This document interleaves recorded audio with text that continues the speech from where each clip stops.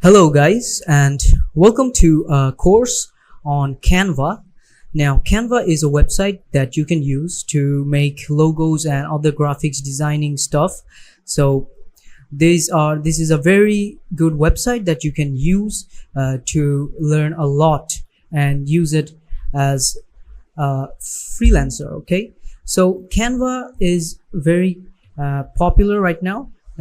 Many people are using this, and using Canva can be very useful to you guys. Okay, so in this course, what we're going to learn here is that we're going to learn about creating logos and then creating YouTube thumbnails. Also, you can also create YouTube banners as well, and it doesn't have to be YouTube. You can make Facebook banners as well, but I'm going to show you with YouTube banners and YouTube thumbnails how you can create them, and you can also create logos for your business or company.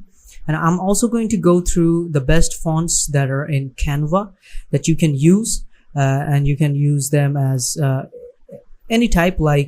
There are a few fonts that are like versatile that you can use anywhere, and there are a few fonts that you can use in a particular niche. Okay, so please make sure that you take this course, and I hope you will learn a lot, and I will see you in the first lesson on Canva. Okay.